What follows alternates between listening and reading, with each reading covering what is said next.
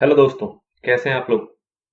चलिए, तो आपने आज का कंटेंट देखा होगा। बेसिकली कंटेंट में हम क्या करने जा रहे हैं कि कंपनीज एक्ट 2013 का जो सेक्शन 1 से शुरू होता है और 148 तक जाता है, ये वो एरिया है जो कि जनरली कवर करता है हमारे इंटर लेवल को। मतलब इंटर लेवल अगर मैं बात करूं सीए वाले स्टूडेंट्स के लिए, तो सीए इंटर तक की कवरेज यहाँ पे आती है। सीएमए में भी इंटर तक की कवरेज आती है, और इवन सीएस में तो ये एग्जीक्यूटिव में भी कवर होता है, एज वेल एज फाइनल जो इनका प्रोफेशनल लेवल है वहां पे भी इसका थोड़ा बहुत अंश पहुंच जाता है।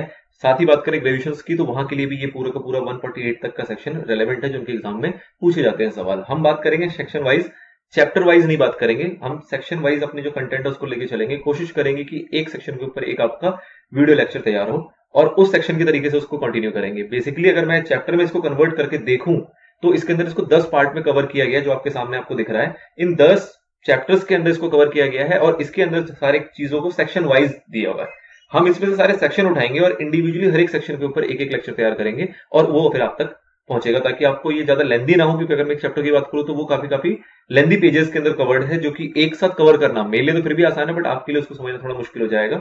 तो इसलिए इसको सेक्शन वाइज लेके चलेंगे, ताकि छोटे छोटे टुकड़ों में आप तक पहुंचे, और जो ज्यादा रिलेवेंट होगा ऑब्वियसली बात आप उसको बार बार देख पाओगे, अगर वो छोटे छोटे पार्ट में कवर्ड होगा तो। ठीक है, तो आज जो हम लेके चलेंगे वो इसका सेक्शन 1 कवर करेंगे।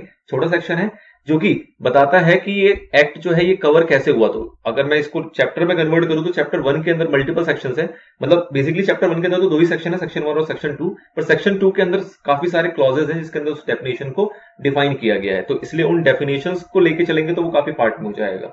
कोशिश ये रहेगी कि एक सेक्शन के ऊपर एक वीडियो, बट अनलेस अदरवाइज की सेक्शन ही बहुत ज्यादा बड़ा है तो उस केस में हम कुछ नहीं कर सकते। जैसे कि डेफिनेशन की बात करें तो वो सेक्शन अपने आप में काफी चीजें हैं, तो रेलेवेंट को भी लेंगे तो भी वो छोटे छोटे कई पार्ट्स में डिवाइड हो जाएगा। ठीक है ना। बाकी जनरली कोशिश ये रहेगी कि हर एक सेक्शन के ऊपर एक वीडियो रहे, अगर वो नॉर्मल साइज का सेक्शन है तो।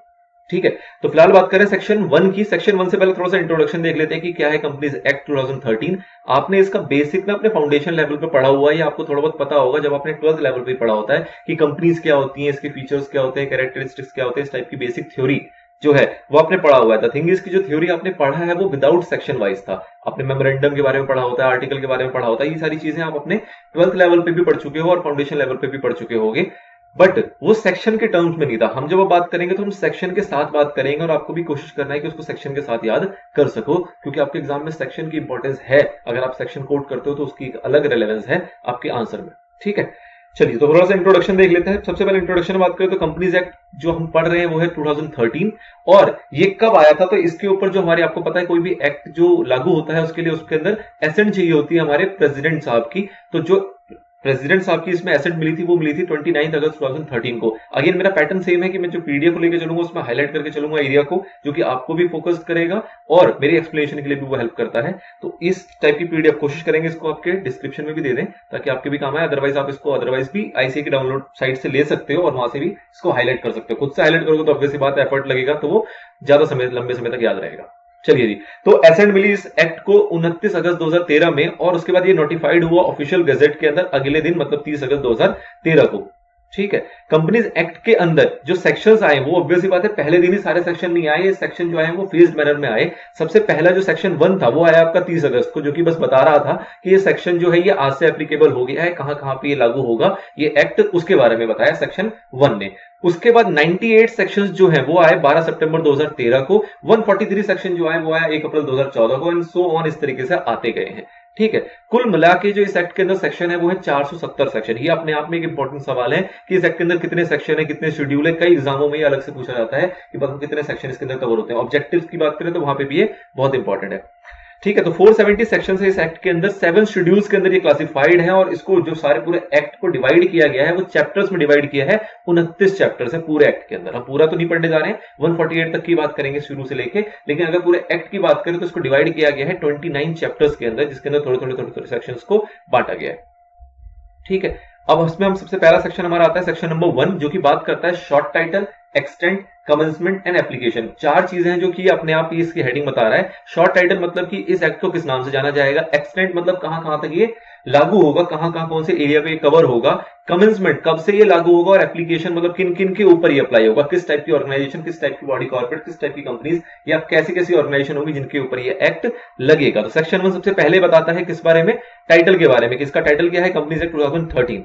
एक्सटेंट की बात करें तो कहां पे एप्लीकेबल होता है, तो होल ऑफ इंडिया, मतलब कि यहाँ पे ऐसा नहीं है कि except Jammu and Kashmir, this is applicable to the extent of whole of India. Now बात आती है कमेंसमेंट की, तो कमेंसमेंट के लिए क्या कहा गया कि ये पहली बार लागू कब हुआ, वो आपको पता है पहली बार लागू कब हुआ था हमारा, ये 30 अगस्त को नोटिफाई हो गया था, लेकिन उस दिन से माना जाएगा कि लागू हो चुका है। वो अलग बात है कि इसके जो प्रोविजंस थे वो टुकड़ों में आए हैं और वो बाय नोटिफिकेशन जो है सेंट्रल गवर्नमेंट लेके आती है और अपने ऑफिशियल गैजेट के अंदर उसको पब्लिश करती है, ठीक है ना। तो ये टुकड़ों में आते रहेंगे, बट इसको कब माना गया कि कब से ये कमेंस हो गया, तो कमेंस कब से हो गया, ये 30 अगस्त से, जिस दिन ये फर्स्ट टाइम ये इसको एप्लीकेबल किया गया, मतलब जिस दिन इसका सेक्शन 1 एप्लीकेबल हो गया, ठीक है ना। कमेंसमेंट इसकी तब से आती है।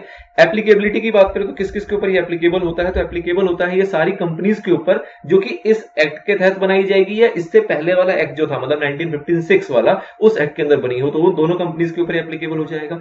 इंश्योरेंस कंपनीज जो है उसके ऊपर भी एप्लीकेबल होता है, लेकिन जो भी अलग टाइप की कंपनीज है जिसके अपने भी एक्ट है, तो उन सभी के अंदर एक चीज कही गई है कि भैया अगर कोई भी ऐसी चीज हो जो कि इनकंसिस्टेंट होगा, मतलब कि कंपनीज एक्ट में कुछ लिखा है और इंश्योरेंस एक्ट में कुछ लिखा हुआ है, तो कौन सा एक्ट जीतेगा, वहां पे इंश्योरेंस एक्ट की बात मानी जाएगी, तो वहां पे छोड़ देना। लेकिन अगर कुछ इनकंसिस्टेंसी नहीं है या कोई ऐसी बात है जो कंपनीज एक्ट में लिखी और इंश्योरेंस एक्ट में लिखी ही नहीं गई हो, तो कंपनीज एक्ट की बात वहां पे मानी जाएगी, ठीक है ना। तो इसलिए बस जहां पे भी इनकंसिस्टेंसी होगी वहां पे हमें क्या लेके चलना है, उस पर्टिकुलर एक्ट को जिसके अंदर वो कंपनी इनकॉर्पोरेट की गई है। तो वैसे इंश्योरेंस कंपनी की बात की जा रही है, तो इंश्योरेंस कंपनी पे भी एप्लीकेबल होगा कंपनीज एक्ट 2013, लेकिन अगर कुछ इनकंसिस्टेंसी है रिलेटेड टू इंश्योरेंस एक्ट 1938 या फिर IRDA एक्ट है आपका 1999, तो उस केस में हम उस चीज को, उसके प्रोविजन को फॉलो करेंगे। सेम इसी वे में एप्लीकेबल होता है बैंकिंग कंपनीज में भी।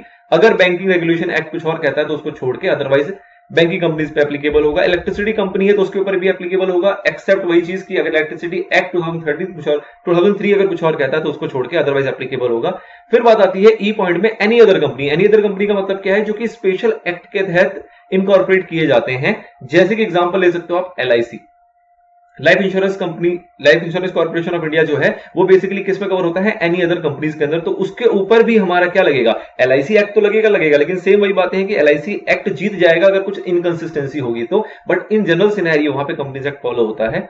और बात करते हैं सच बॉडी कॉर्पोरेट, तो such body corporate incorporated by any act, जो भी सेंट्रल गवर्नमेंट के द्वारा किसी भी नोटिफिकेशन के द्वारा कोई भी बॉडी कॉर्पोरेट बनाया गया हो। इसके एग्जांपल में आप ले सकते हो जैसे कि आपका FCI है, फूड कॉर्पोरेशन ऑफ इंडिया, या फिर NHAI है, national highway authority of India. इस टाइप की अगर कोई बॉडी कॉर्पोरेट है जो कि सेंट्रल गवर्नमेंट के द्वारा किसी स्पेशल एक्ट के तहत बनाई जाती है, तो उस टाइप की बॉडी कॉर्पोरेट पे भी क्या लगेगा, आपका कंपनीज एक्ट 2013 लग जाएगा सेम, लेकिन जो इनकंसिस्टेंट वाली बातें हैं वो सेम टू सेम एप्लीकेबल हो जाएगी, ठीक है। नाउ अब इसमें एग्जांपल के तौर पे इन्होंने कह दिया कि सपोज करो कोई कंपनी है जो कि इनकॉर्पोरेट हुई थी सन 1912 के अंदर, जबकि हमारा इंडियन कंपनीज एक्ट 1882 लगा करता था, किसी जमाने का एक्ट, तो उसके ऊपर भी हमारा कंपनीज एक्ट 2013 लगेगा, क्योंकि वो किसी न किसी प्रीवियस लॉ के अंदर इनकॉर्पोरेटेड है जो कि कंपनीज एक्ट था। तो ये उसको एक समराइज करके पिक्चराइज किया गया है। Title is what, companies act 2013, extent क्या है, होल ऑफ इंडिया। कमेंसमेंट कब से होगा, तो सेक्शन 1 केम इनटू फोर्स, जब से सेक्शन 1 आ गया at once, and remaining provision on different dates through notification by central government, जो वो डिफरेंट डेट्स पे वो लेके आती रहेंगी by way of official gazette. Then application की बात करें तो सारी कंपनीज कवर हो जाती है, इंश्योरेंस कंपनी कवर हो जाती है, बैंकिंग कंपनी कवर हो जाती है, कंपनी प्रोड्यूसिंग या फिर सप्लाइंग इलेक्ट्रिसिटी, कहने का मतलब इलेक्ट्रिसिटी कंपनी, वो कवर हो जाती है, companies regulated by special act like LIC वो कवर हो जाता है, और entities as notified by central government like FCI या फिर NHAI वो भी कवर हो जाता है। तो ये पूरा का पूरा बात करता है सेक्शन 1 की, कि क्या टाइटल है, क्या एक्सटेंट है, क्या कमेंसमेंट है और क्या इसकी एप्लीकेशन है, ठीक है जी। तो this is all about section number 1। अब सेक्शन 2 की बात करेंगे अपने नेक्स्ट पार्ट के अंदर।